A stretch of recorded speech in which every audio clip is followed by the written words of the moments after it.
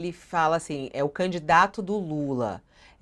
O objetivo é não deixar o candidato do Lula. Como é que você interpreta essa fala dele, né? Ele fala assim, tem o candidato aí, que é o Nunes, ele não fala, né? Aí ele fala, o meu vice, que é o vice do Nunes, né? Como é que você interpreta essa fala aí de Bolsonaro e essa não entrada na campanha de Nunes? Fabiola, primeiro, eu não vou dizer que eu tava com saudade de ver o Bolsonaro falar, porque eu não tava, mas é engraçado. O primeiro claro, o presidente Bolsonaro, ele tem algumas falhas, comete alguns sincericídios, essa parte deliciosa, essa parte do, olha, vamos lembrar que o Nunes era vice do Covas, né? Aí ele percebe que pode ser mal interpretado e fala assim, não, ninguém tá querendo que o Nunes não termine um mandato, né? Que aconteça algo com o Nunes, que o Melo Araújo assuma, né? Mas já foi. É que o conjunto de coisas que ele fala é tão, na verdade, é tão rico em interpretações que isso acaba ficando de lado.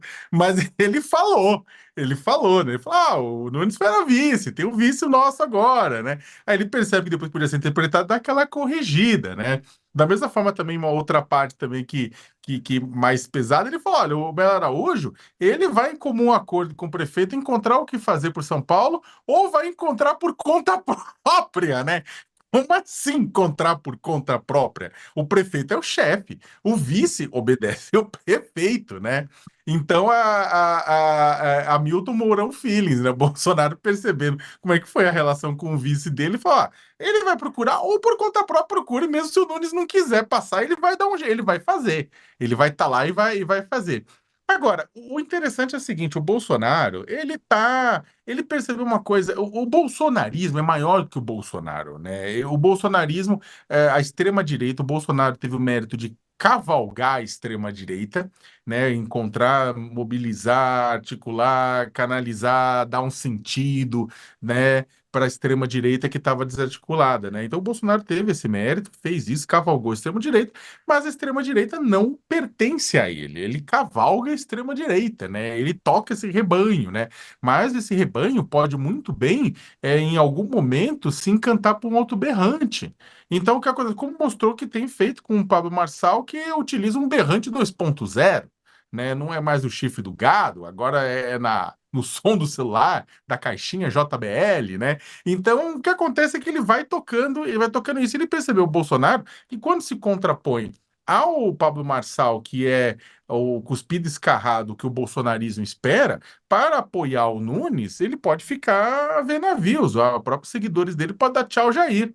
E aí o que acontece é que ele evita, na verdade, abraçar de fato o Nunes, bater muito no Marçal, fica naquela situação, né, exatamente para não perder o eleitorado dele. Ele não quer, ele não deseja, né, que o Marçal suplante a influência dele. Ele sabe, inclusive, que uma vitória do Marçal pode suplantar a influência dele. Tarcísio já percebeu e vai para cima. Agora, o Bolsonaro não pode fazer muita coisa, porque também se ele for fizer muita coisa, o eleitorado abandona ele, abraça o Marçal, fala, desculpe, capitão, né, o senhor está errado e vai, né? Então, o que acontece? O Bolsonaro está esperando, está falando, olha, em São Paulo, o meu é contra o candidato do Lula, é contra o Boulos, está esperando quem for para o segundo turno para ver se essa pessoa que for para o segundo turno ele apoie, né? Se, é claro, essa pessoa quiser, porque se a pessoa for para o segundo turno sem a ajuda do Bolsonaro, para que o Bolsonaro no segundo turno para ficar devendo para ele, não é mesmo?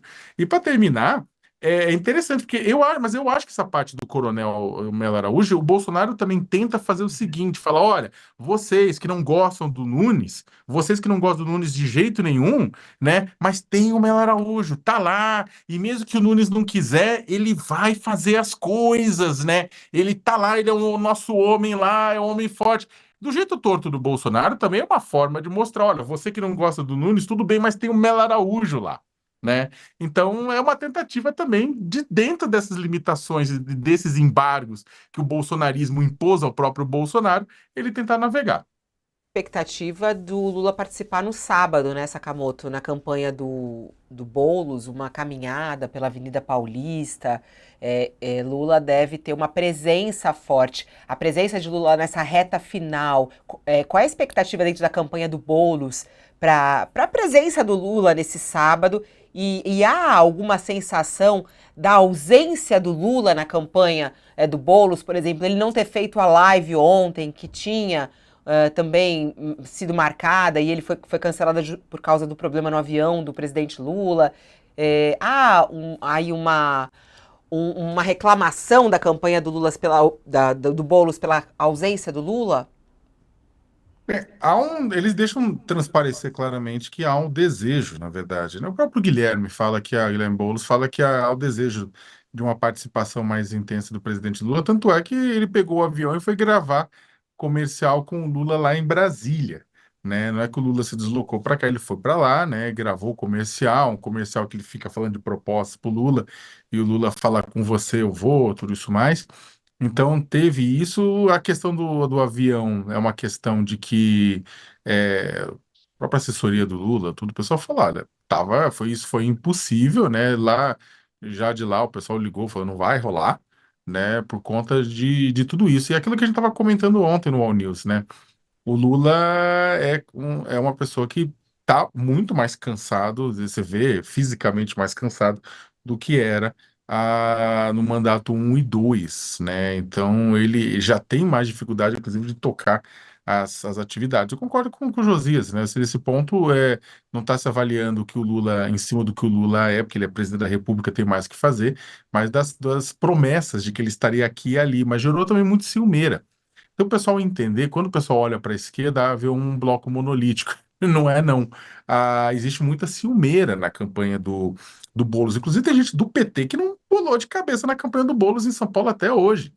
E gente do PT que cita a campanha do Boulos para falar, poxa, mas o Lula não gravou nada para mim aqui, não gravou nada para mim ali, em outras cidades, outras capitais, cidades com mais de 200 mil habitantes. Então, existe uma ciumeira também, né, de tocar, é a joia da coroa, tudo isso mais, mas existe um ciúme muito grande dentro do PT, com relação, e dentro do PSOL também, né, com relação a outras cidades, outras capitais, em que o Lula estava sendo mais demandado. Particularmente, né, a Paulista, porque é simbólico, pode gravar vídeo, pode distribuir nas redes sociais. Agora, eu não sei como é que está a agenda completa, mas mais do que uma caminhada na Paulista, digamos que faz mais impacto uma mega carreata nos extremos da periferia de São Paulo, onde historicamente foi uma fortaleza petista, onde garantiu a eleição de Haddad, de Marta, e teve voto dos pontos, teve, mas lá na periferia mais extrema é onde os votos do Lula são muito fortes. Então, eu acho que, tipo, inclusive, como estratégia faz mais sentido se houver uma carreata nos extremos da Zona Sul, onde o Nunes é forte, ou melhor dizendo, onde Milton Leite é forte, é o aliado de Nunes, né? Então seria muito mais impactante, eu acho, para a campanha lá e na ZL, na Zona Leste, do que uma carreata na região central. Agora, tem que ver se, além dessa caminhada, vai ter outros elementos também, vai ter outras coisas envolvidas, né? Vamos tentar espremer o Lula ao máximo para ver se sobra gotinha e isso ajude a garantir o Boulos no segundo turno. Vamos ver o que vai acontecer nesse sábado, mas antes tem um debate marcado para